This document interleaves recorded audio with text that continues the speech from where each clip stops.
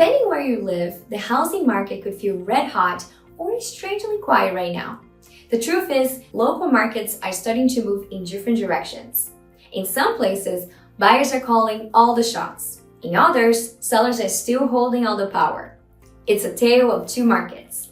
Hi everyone, my name is Ysmaine and I'm a real estate broker and proud owner of Next Home Dream Seekers Realty. So what's a buyer's market versus a seller's market? In a buyer's market, there are more homes for sale and not as many buyers. That means homes sit for longer, buyers have more negotiating power, and prices tend to soften as a result. It's simple supply and demand. On the flip side, a seller's market happens when there aren't enough homes available for the number of people looking to buy them. Because buyers have to compete with each other to get the house they want, that leads to faster sales, multiple offers, and rising prices. Right now, both of these scenarios are playing out depending on where you live in the country. So how do you know what kind of market you're in? That's where I come in. I'll explain what's really happening in your area based on these key drivers. Number one is the number of buyers and sellers by region. One of the biggest factors impacting each market is the number of active buyers and sellers. According to Redfin, here's what that looks like by region. Today, the Northeast and Midwest are more likely to be sellers' markets. Buyers still outnumber sellers over here, and that keeps things tilted in favor to homeowners. Generally speaking, homes are selling faster and prices are rising in those areas. But the South and West are leaning more towards buyer markets. There are more sellers than buyers, which means more listings to choose from and less competition among buyers. That's a major shift from a few years ago when sellers had the advantage almost everywhere in the country.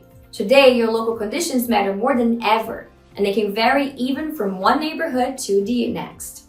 The second key driver is price trends mirror the buyer-seller divide. When inventory and buyer activity shifts, so do prices. In places where demand still outpaces supply, like much of the Northeast and Midwest over here, prices are continuing to climb. But in parts of the South and West where inventory is up and demand has cooled, prices are softening. And that's a plus for buyers looking to negotiate in those areas. So here's the latest price data from ResiClub to show you how this divide is shaking out across the top metros in the country. This is why it's the tale of two markets. Roughly, half of the top 50 metros are up and half are relatively flat or down.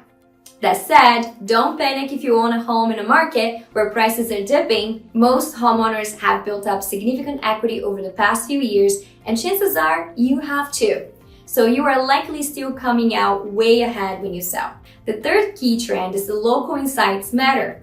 Well, even in regions that lean more towards buyer-friendly right now, there will be cities, towns, and even neighborhoods that do not follow the regional trends. That's why an agent's local market expertise is so important. I can help you understand what's happening all the way down to a zip code level, including whether your area is favoring buyers or sellers, how to set the right price or craft an offer strategy based on local trends, the best way to make your move happen no matter what's happening in the market.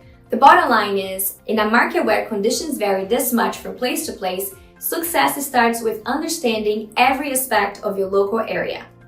So let's connect so you got an expert in your corner who knows exactly how to guide you through your market wherever you are. My name is Ysmaine, your local real estate broker, helping you find your way home. I'll see you next time.